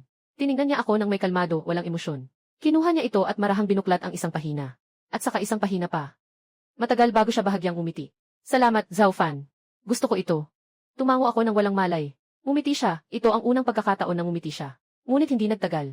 Muling itinago ni Limia Oxian ang kanyang ngiti at nagbago ang kanyang mukha. Seryosong inilagay ang libro sa tabi. Para bang ang ngiting iyon ay para lang ipakita sa akin. Bakit ka nakatulala? Maliit ang boses ng dalaga. Dahan-dahan niyang tinapik ang aking binti gamit ang dulo ng kanyang daliri. Oh, ayos lang. Matapos ang almusal, pumunta na ako sa mga abogado. Seryoso ang usapin tungkol sa mana. Alam ko rin iyon. Ngunit nang makita ko, nakasulat sa dokumento na dapat akong magmana ng 6,000 na yaman. Nasa estado ako ng pagkabigla. 000 bilyon, medyo sobra ba iyon? Pakiramdam ko, nang ibalik ako, ganito kalaking sorpresa ang ibinigay. Baka malapit na akong magka-mental breakdown. Pinipigilan ang sarili. Hawak ko ang panulat para sa lagda. Nang hindi pa gaanong pamilyar, nagsulat sa kahon ng pirma ang pangalan ko. At pagkatapos nito, kailangan pang tingnan ni Zhao Zichang at ni Lolo Zhao ito. Sa dami ng pamilya. Sa huli, ako lang ang magdadala nito. Masakit na masakit, umangawa ako habang umaalis sa lounge ng mga abogado. Nang makita ko si Limia Oxian, hindi ko na mapigilan pa. Hindi makapagsalita ng maayos. Kahit na walang tunog, itinuro ni Limia Oxian ang labas ng bintana. Doon ko lang nakita na maraming supercar ang dumating sa bahay. Nandito na ang mga binata mula sa kabisera para hanapin ka. Inaanyayahan kanilang lumabas. Pero hindi ako marunong magmaneho. Maghanap tayo ng driver mula sa bahay para magmaneho ng supercar mo. Umupo ka na lang sa tabi ng driver. Lumabas ka na para mag-enjoy. Bumalik ka ng maaga mamaya. Sa mga araw na ito, mananatili ako sa bahay nyo. Nahanap ko na ang tagapangalaga. Agad na naghanap ng driver ang tagapangalaga para sa akin. Kaya't umalis na ang Bugatti. Nagdagdag ako sa grupo. Isang natatanging V. Chat group ng mga mayayamang binata sa lungsod. Magpadala ng red envelope ang malaking binata. Nga, malaking binata. Ito ang unang beses nating magkikita. Hindi ka magpapadala ng red envelope para ipagdiwang. Tama, hindi pwedeng walang pasabog kapag ang malaking binata ang nandoon. Sinasabi na ng mga driver nila ang tungkol sa kanila. Ako ay anak ng pinakamayamang pamilya sa kabisera. Kaya't ako ang panganay. Halos lahat ng mga panganay na ito ay nagmula sa mga negosyante. Kaya't nagagawa nilang gumawa ng iba't ibang mga mataas na profile na bagay. Nakatingin ako sa mga usapan sa grupo na hindi ko maintindihan. Naisip ko, nandito pa rin ako sa grupong ito ng 13 tao. Nagbigay ako ng 50 yuan na red envelope. 3 segundo pagkatapos. Naging masigla ang grupo. 666 na red envelope, kabuang 50 yuan, grabe. Nakuha ko ay 0. 0 isa yuan. Wala pa akong nakuha ng ganito kaliit sa buong buhay ko. Talagang karapat-dapat sa malaking mayaman. Talagang nakakamangha ang kanyang galaw. Sobrang galing ng malaking mayaman. Ang Ginoo ng malaki, ang galing niya. Tumingin ako sa kanilang usapan nang nakataas ang ulo. Nilingon ko nang nakasimangot at nag-isip sandali. Pero sa tingin ko, mas mabuting magpalit ng paksa. Para mailayo ang atensyon ng lahat mula sa akin. Kaya sinulat ko sa telepono ko, King of Luck. At saka nagpadala ng red envelope. Biglang naging tahimik ang grupo. Hindi ko alam kung hindi sila makasagot o ayaw lang nilang sumagot. Kaya't kailangan kong magtanong ulit, sino ba ang ikalawang Ginoo? Lumabas at magpakilala. Habang nagmamaneho si Mao Gansyong, nakatutok siya sa chat. Nang makita niya ang 3 salitang ikalawang Ginoo, alam niyang hindi siya makakatakas sa kanyang malas. Kaya't bumagal ang takbo ng sasakyan. Walang pag-aalinlangan na naglagay ng 50,000 sa sobre. Nakatutok na ang mga mata ko sa screen. Nang makita kong lumabas ang red envelope, agad akong nag-click dito. 17,800 ay medyo marami na. Naging kinakabahan ako. Nang makita kong nakuha ni Wang Shi ang 170,000, Doon lang ako nakahinga ng maluwag. Akala ko ang saya pala ng mga agaw ng red envelope. Natapos na ang pagkuha ng red envelope na ito. Hindi na kailangang magbigay ng red envelope ang hari ng swerte, kundi isang tao na nagpakilala bilang si San Xiaoye, na walang pag-aalinlangan na nagbigay ng 50,000, hindi ko na kailangang magmaneho at madistract. Ngunit sa pagkakataong ito, mayroon tayong 126,000. Hindi nagtagal, tiningnan ko ang aking kita. Halos umabot na ito sa 700,000. Medyo hindi ka panipaniwala. Isang grupo ng mga kabataan na walang ginagawa araw-araw. Agad na nagpapadala ng milyong red envelope. Saan galing ang pera nila? Hindi ko na iniisip. Basta tiyak na mas mabilis ito kaysa sa pag-aalaga ng mga bricks. Nakakatawa kasi. Sa huli, nang dumating ang pagkakataon ng ika-7 Ginoo at ika-8 Ginoo, ang mga kabataan ay hindi na makapaghintay. Natatakot na maging pinakamababa sa kanilang grupo. Malaki rin ang halaga ng red envelope. Natatakot na makita ng iba. Ngumiti ako. Talagang parang binata. Marahil, hindi pa siya sanay sa kanyang sariling posisyon. Talagang medyo hindi ko maintindihan ang ganitong pagyayabang. Ang pagpapanggap ay paraan ng pakikisalamuha sa mga kaibigan. Ngunit, hindi ito hadlang para makasali ako sa grupong ito. Kaya nag-type ako sa chatbox. Kung walang pera, pwedeng mag-post ng kaunti. Nandito lang tayo para mag-enjoy. Huwag masyadong bigyang halaga ang pera. Isang pahayag na parang napakamakatarungan. Para lang nagdadagdag ng gasolina sa apoy. Yung mga batang nagbubukas pa lang ng red envelope. Hindi pa nga tapos yung isang red envelope, nagbubukas na agad ng bago. Diretso na agad sa pagbibigay ng red envelope. Nakangiti na halos hanggang tainga ang mukha ko. Lumampas na sa 1,000,000 ang halaga ng red envelope. Yung pakiramdam na nakakamit ng walang hirap. Napaka-refreshing talaga. Akala ko talaga, hindi ako bagay sa grupo ng mga kabataan na ito. Ngunit sa totoo lang, kaya ko palang makisama sa kanila. Ngunit mabilis kong pinawalang bisa ang ideyang ito. Dahil malapit na kami sa destinasyon. Sabi nila ay maglalaro kami ng frisbee. At sa aking pagkaalam, hindi ba't laro ng frisbee kasama ang aso? Hindi ba't yun ay yung aso na may dalang frisbee, tumatakbo pabalik-balik? Abala sa paghuli ng frisbee. Walang kasiyahan dito. Sa kawalang pag-asa, nagpasya na lang akong maglakad-lakad. Pero nakikita ko na maraming tao sa plaza ng frisbee. Pero ni isang aso hindi ko makita. Kapag nagsitigil ang isang grupo ng mga supercar, malaki ang epekto sa mga taong nakakasalubong. Sa ganitong kalaking parada sa kabisera, karaniwan hindi kayang harapin ng ordinaryo. Nakita ko ang isang grupo ng mga dalaga na sumulpot mula sa plaza. Lumapit ako at masusing tingnan. Lahat sila ay may iisang estilo ng pagputol gamit ang isang doktor. At saka, ang kanilang kagandahan ay nakalilito na sa kanilang dating hitsura. Nagsimula silang lumapit sa direksyon ng supercar. Halos naharang na ang pinto ng supercar. Yung isang binata ay nakikipag-ugnayan sa mga dalaga sa kabila ng pinto ng sasakyan. Tila ako'y namamangha. Hindi ako nag-aalala kahit naharang ang pinto ng sasakyan. Walang pakialam kung hindi makababa ang aking super. Dahan-dahan kong binuksan ang pinto ng passenger seat. Tahimik akong lumabas sa labas ng bilog ng mga dalaga. Nakatingin ang mga mata nila sa taong nagmamaneho ng supercar. Parang sa oras na ito, sarili nilang driver ay pinapansin ang grupo ng mga dalagita na nasa 15 hanggang 20 taong gulang. Nagsasalita sila na parang nagiging mapula ang mukha ng driver. Tumingin ako mula sa bakod ng plaza ng ilang sandali. Pumunta ako sa pintuan. Nahadlangan ako. Ginoo. Anong laban ka? Itinuro ko ang ilang tao kasama si Mao Gansyong. Kasama ko sila. Mabait ang porter. Ang suot ko ay mga high-end na damit na may tuturing na luho. Napakamagalang ang kanyang asal. Bumukas siya ng bibig ng mahinahon, Ginoo. Ang laro ng mga Ginoong Mao ay ang pinakamataas na antas sa ating lugar. Kailangan ng kapital para makilaho. Nagmumukha akong naguguluhan. Hindi ko masyadong maintindihan. Anong klaseng aso ang ganito kamahal? Dahan-dahan akong tumayo sa gilid at naghintay. Tumingin sa grupo ng mga kabataan kung ano ang sasabihin. Sa totoo lang, natatakot talaga ako. Nag-aalala sa sarili niyang 2.4 bilyong balanse. Ilabas ito sa harap. Maaaring isipin na siya ay nagpapanggap. Talagang ayaw niyang makialam. Ngunit umabot na ang mga bagay dito. Labis na akong interesado sa sport na frisbee. Hanggang sa magising sina Mao Gansyong at ilang kabataan. Mula sa malambot na amoy ng mga dalaga. Naalala ko na today pala kailangan kong samahan si Dato. Agad na itinulak ni Xiao Mao ang kapatid na babae na nakaharang sa kanyang paningin. Para hanapin ang aking presensya. Nalaman ko na nakatayo ako sa labas ng pintuan ng plaza. Parang pinigil ng isang walang utang na loob na gatekeeper. Paano niya ito tinulak? Siya ang pinakamalaking anak sa Beijing. Mao Ganyong, malayo pa lang ay tinawag niya ang gatekeeper. Hindi mo man kilala ang kuya ko. Pero hindi mo rin ba ako kilala? Kahapon nandito ako. Bakit, hindi ba mahalaga ang mukha ko? Nakita kong naglalakad si Mao Gansyong na mayabang. Gusto kong ipaalam sa batang ito na nagkamali siya. Sayang, huli na ako. Nilalait ang kuya ko. Ano pang silbi ng mukha kong ito para sa kanya? Si Mao Gansyong ay nagbigay sa sarili ng ilang malalaking sampal. Nagtaka ang gwardiya sa pintuan. Nanginig ako sa takot. Agad akong lumapit at hinawakan ang kamay ni Mao Gansyong na nagbabatok sa sarili. Hindi ba't hindi mo kailangang magpakatatag ng ganyan para makabunding ako? Kailangan bang ganito? Nabigla ang gwardiya sa pintuan. Saan siya nakatagpo ng ganitong sitwasyon? Ang mga kabataan na may talino ay agad na tumayo. Magpakilala kayo. Ito ang pinakamalaking kabataan sa aming lungsod. Naiulat ito sa pahayagang Jingsheng kahapon. Ang naibalik na tagapagmana ay itong taong ito. Kaya't dapat niyong makilala siya sa susunod. Pinipigilan ko ang aking mukha. Tahimik na lumingon. Ano itong hindi pangkaraniwang pagpapakilala? Nang marinig ko ang salitang Ginoo, nagsimula akong manginig. Pagkatapos niyang matapos sa pagpapakilala, lumingon pa rin ako, at nagpakita ng ngiti. At pagkatapos ay nagmadaling itago iyon. Pumasok na tayo ng maaga. Talagang maganda ang paligid sa loob. Ngunit hindi tumigil ang mga tao sa paglalakad. Parang ang destinasyon ay nasa pinakaloob. Matapos ang salamin na sahig, ang pinakamalalim na bakuran ay bumungad. Maluwang na damuhan at simpleng mga mesa at upuan. Talagang kaakit-akit. Sila ang mga dalagang naglalabas ng maliliit na tunog. Hindi lang ako sa pagkakataong ito. Lahat ng mga kabataan ay naharang sa daan. Kailangan ng tindahan 5. Nahigit sa 1 milyon para makapasok. Tumango sila mauganyong sa akin. Dito ay ang pinakamataas na antas na. Ang mga babae sa loob ay napaka-espesyal. Napakahusay sa pag-alaga sa tao. Binigyan niya ako ng isang sulyap. Nagmumukha akong naguguluhan. Bakit parang nasa isang bahay aliwan ako? Ngunit parang may itsura rin ako na kinuha ang cellphone. At ipinakita ito sa manager. Ang lalaking manager ay may suot na itim na salamin. Na maingat na tinitingnan ang mga numero. Ngunit habang binibilang, napansin niya na iba na ito. Parang sobrang taas ng balance ko. 4 bilyon, hindi tama. Ito ay 24 bilyon. Agad na tumingin ang manager. At sakto namang tumama ang tingin sa aking malalim na mga mata. Nakangiti, tumango ng seryoso. Ipinahayag na hindi siya mag-aingay. At habang umiikot at umaalis, tahimik pa niyang sinabi sa akin na hindi na kailangang magbayad kapag bumalik dito. Tumango ako. Gusto ko ang ganitong uri ng frisbee na walang bayad. Opisyal nang nagsimula ang laro. Pumasok ako kasama ang isang grupo ng mga kabataan.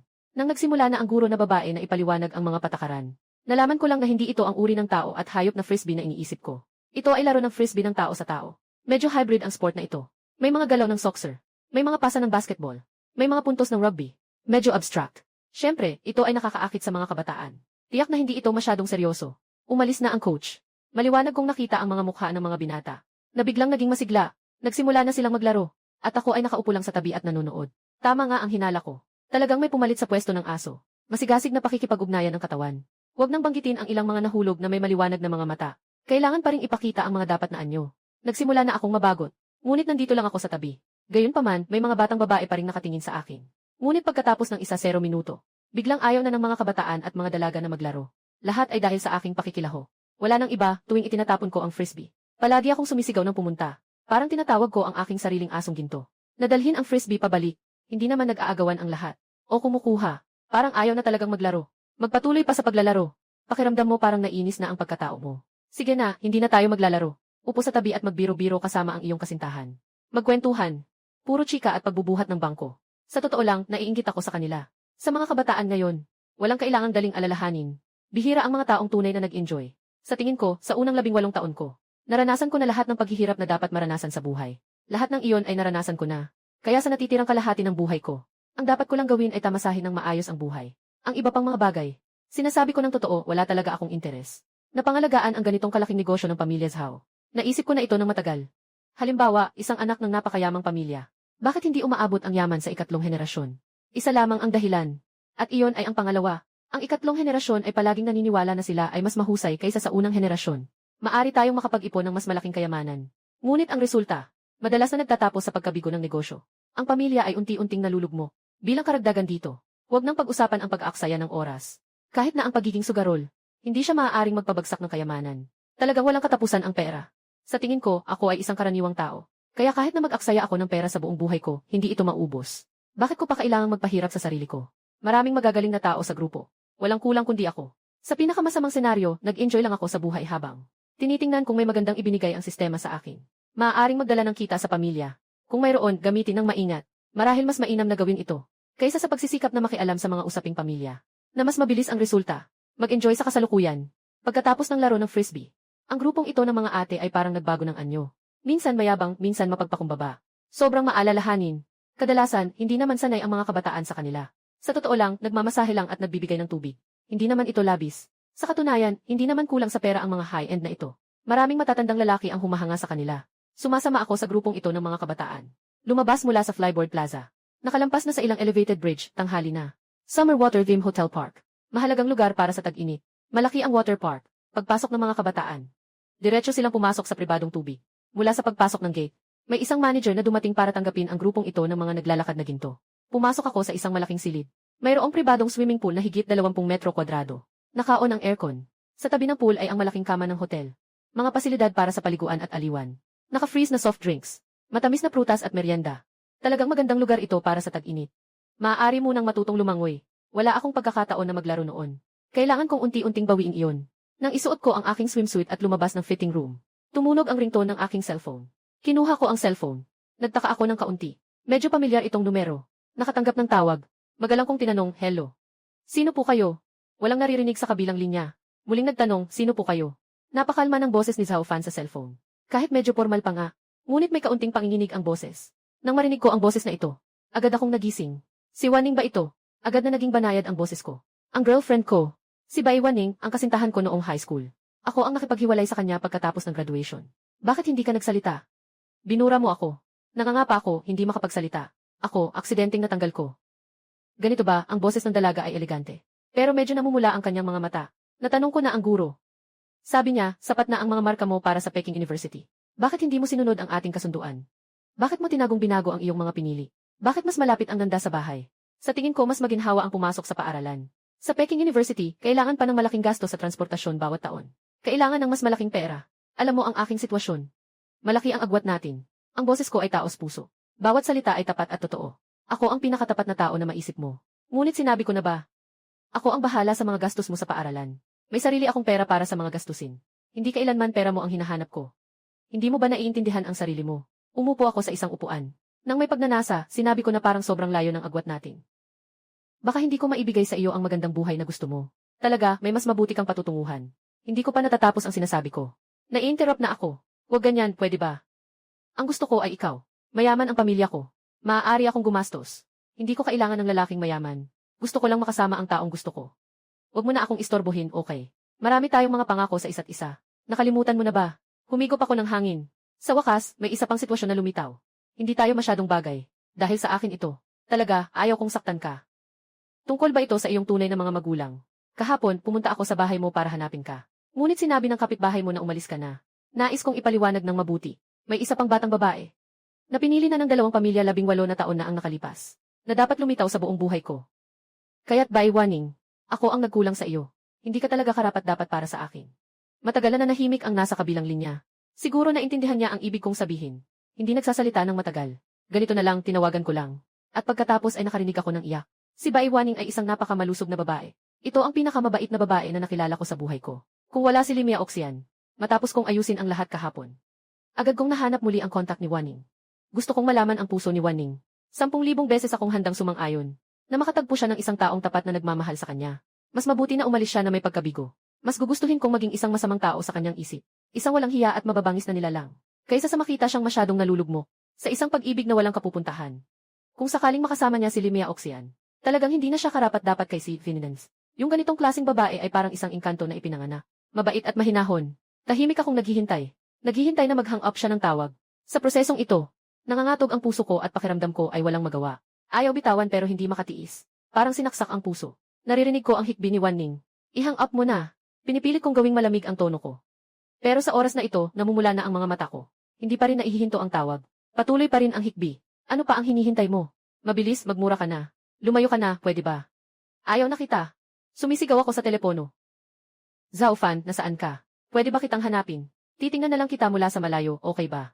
Hindi pa rin makaalis ang dalaga. Nagsasalita ng may pagmamakaawa. Pinunasan ko ang luha. Piliting lunukin ang hapdi. Patuloy na sumisigaw sa cellphone.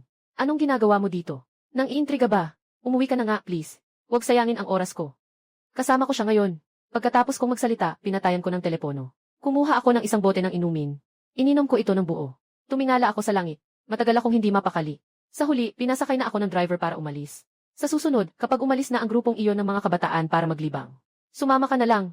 Maaaring may mga bagay pang kailangang ayusin sa mga espiritu. Kaya kailangan pang bumalik. Medyo nagmamadali kasi ako. Si Limia Oxian ay nagtatanim ng kotsinyal sa balkonahe. Hindi siya makaalis. Nakita niya akong umuwi. Mukha siyang hindi maganda. Nabigla lang siya ng kaunti. Pero nagsalita din siya. Bakit ang bilis mong nakabalik? Hindi ka ba naglaro ng kaunti pa? Tahimik lang ako. Pumasok ako sa kwarto. At humiga na lang. Alkohol at tulog ay parehong nakakatanggal ng problema. Ngayon, hiling ko lang na huwag na magpumilit yung hangal na batang babae. Napakaraming mabubuting lalaki sa mundo. At ako, si Zhao Fan, ay isang walang kwentang lalaki. Hating gabi na ng alas 5. Kakagising ko lang. Sa tabi ng mesa sa opisina. Mukhang nag-operate si Limia Oxian sa computer. Ayusin ang mga bagay sa paaralan.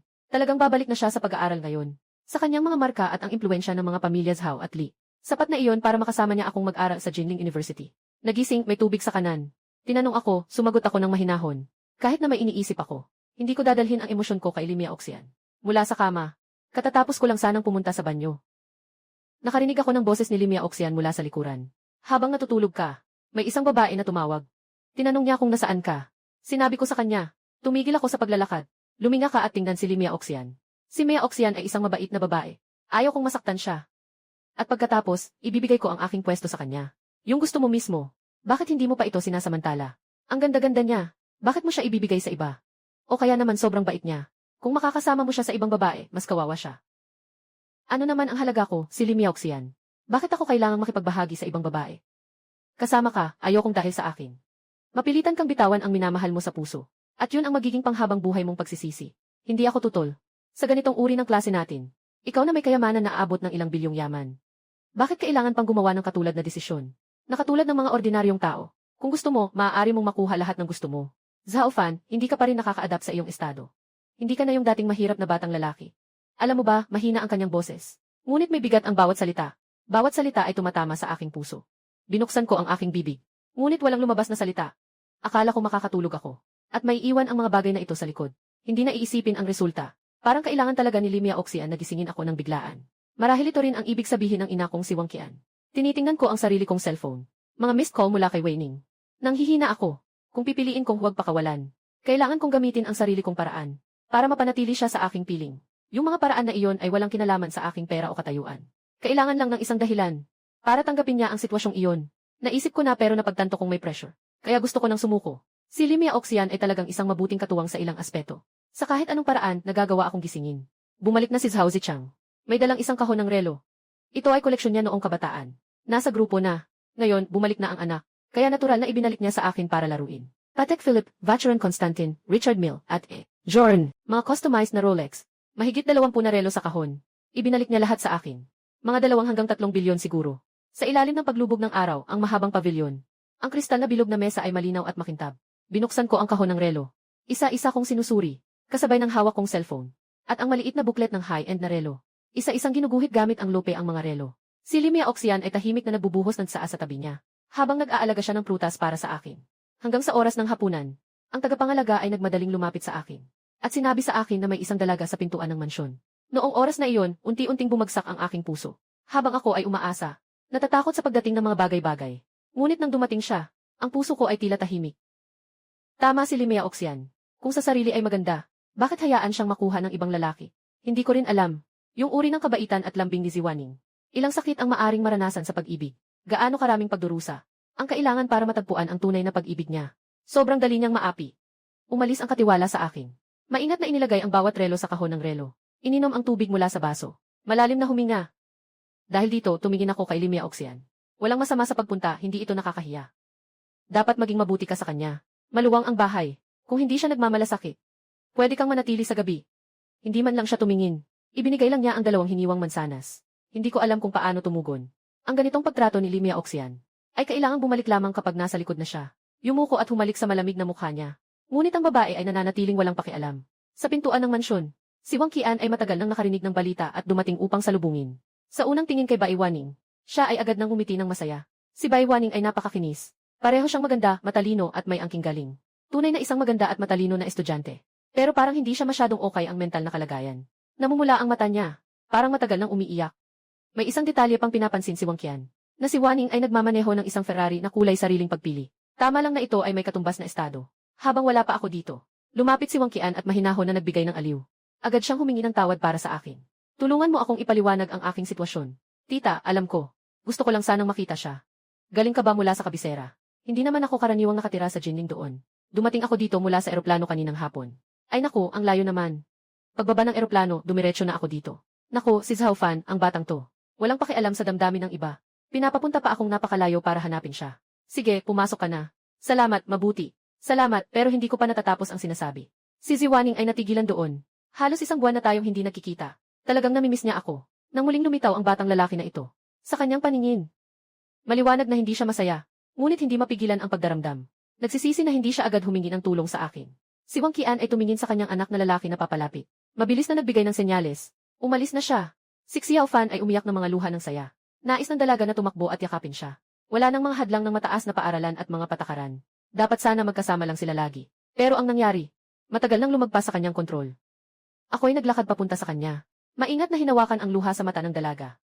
Habang siya ay nakababad pa sa pag-iisip, ako'y niyayakap siya gamit ang parehong kamay. Yumakap sa kanyang baywang.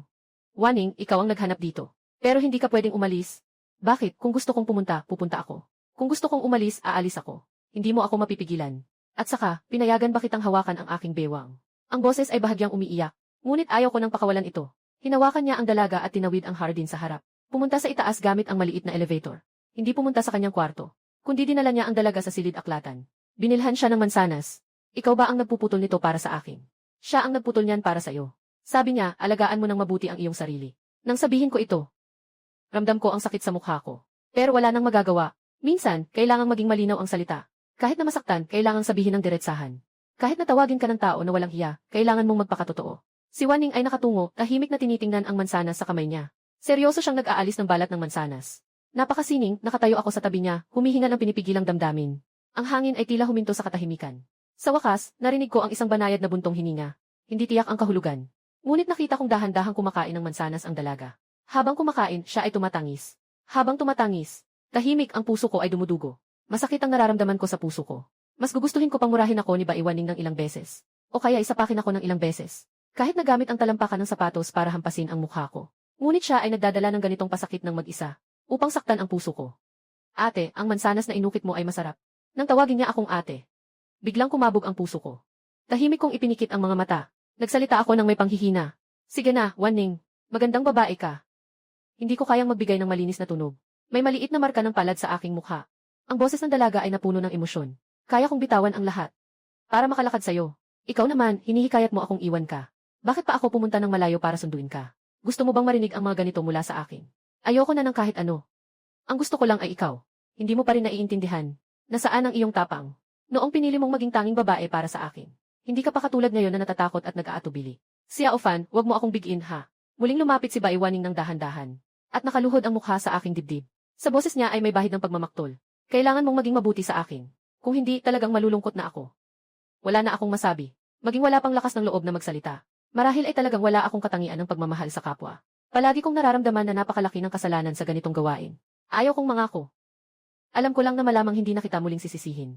Huwag kang masaktan. Tumango si Wanning. Ano na tayo ngayon? Tinanong pa rin niya. Gusto niyang marinig ang opinyon ko. Kailangan niyang sukatin ang kanyang lugar sa puso niya. Matapos ang ilang saglit ng pag-aalinlangan, sinabi ko, ikaw ang girlfriend ko. Sa loob ng ilang taon, hahanapan ko ng pagkakataon na mag-propose sa pamilya mo. Biglang hinawakan ni Wanning ang kamay ko. Ilagay mo sa kanyang bewang. Ikainasa ganitong edad na rin. Huwag mong isipin na dahil tahimik at elegante ako, ay hindi ako darating dito para maghanap ng pisikal na kasiyahan. Mabuti akong magiging kasintahan. Ang kamay ko ay tahimik na nakapatong sa kanyang bewang. Sa sandaling ito, saan pa ako magkakaroon ng pagnanasa? Kahit na, kailangang maniwala pa rin sa pag-ibig. Sa kagandahan ng mundo, tumingin ka man o hindi, nandyan lang sila. Minsan, ang mata ay kailangang maging maliwanag. At ang mga hakbang ay kailangang maging matatag. Ang kaligayahan ay maaaring dumating ng biglaan. Para ngayon, habang magka-holding kayo, tahimik na pumasok si Limia Oxian. Tapos tumayo sa likod ng dalawa at tahimik na nanood ng sandali. Iniwan ang prutas sa pinggan. At tahimik na umalis. Buti na lang hindi nakita ni Wanning. Dahan-dahan akong huminga ng maluwag. Wanning, nasa Peking University ka. Ako naman ay nasa Nanjing University. Paano kita sasamahan? Seryosong sinabi ni Wanning. Sa katapusan ng linggo, lilipad ako sa paaralan mo para samahan ka. Lahat ng iba ay may mga girlfriend. Ikaw rin ay may isa. May mga bagay na kung hindi mo sasabihin. Tatanungin ko rin ang iba. Ang mga boyfriend ng iba ay nakakakuha ng. Ibibigay ko rin sa iyo. Nagsalita na. Ipinatong ang kamay ko sa kanyang dibdib. Noong high school, gusto niyang nakatingin sa aking dibdib. Akala mo ba hindi ko nakita? Noong panahong iyon, nakatuon ako sa pag-aaral. Kaya't kinailangan kong baliwalain ang iyong pangangailangan. Natatakot akong makaapekto sa iyong pag-aaral. Malinaw ang mata ni Baiwaning.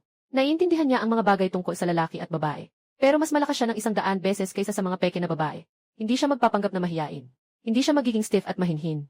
Dahil mula sa simula, naniniwala siyang maaari silang tumanda ng magkasama ni Zhao Fan. Kaya, tiyak na masisiyahan siya sa isang kasintahan. Lahat ng mga pangarap ko tungkol sa girlfriend ko. Pwede kang tumuloy sa bahay ko kapag nag-college ka na. Siyempre, nasa Beijing ang Peking University. Nang marinig niya ito, nagsalita si Wenying. May bahay din kami sa Beijing. Pero kapag may oras ako, pupunta rin ako para makita ang tita at tito ko. Pero hindi pa ako nakakapakilala sa pamilya ko sa iyo. Sa totoo lang, matagal nang gustong makilala ng nanay ko ang tungkol sa iyo. Umiti ako ng konti. Kailangan talagang pumunta kung may oras. Lumabas ka mula sa akin. Tumingala si Baiwaning at nagtatanong. Nasaan ang ate ko? Bakit hindi ko makita ang ate ko? Gusto ko sanang makipag-usap sa kanya. Biglang kumabog ang puso ko. Ayaw kong magsalita ng nakakainis. Balang araw ay magkikita rin tayo. Mas mabuti pang magkausap na tayo ngayon. Si Wanning ay patuloy na may ganitong banayad na diin. Hindi ko kayang tumanggi. Dapat ay nasa unang palapag.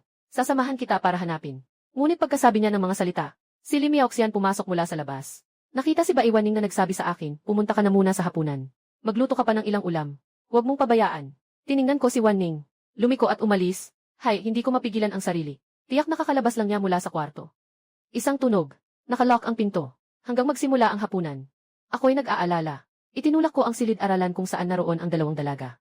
Napakababa ng kanilang usapan. Hindi ko masyadong marinig. Ngunit sa tono, mukhang wala namang hidwaan o pagtatalo. Sana ay walang mangyaring hindi ka nais-nais. Xiao Fan, lumapit ka rito. Nagsalita si Lim Yaoxian. Napagtanto ko na nabigo na ang aking pagkukunwari. Maluwag na lumakad papunta roon. Dalawang dalaga ang nakaupo. Dalawang sofa. Umupo ka, mahinang nagsalita ang kasintahan. Ang boses ay medyo malamig. Ayaw kong umupo, mas gusto kong tumayo. Dalawa lang ang sofa dito na pwedeng upuan. Sino ang gusto mong ipaupo sa akin? Sa pagkakataong ito, medyo may pagka-bad mood siya.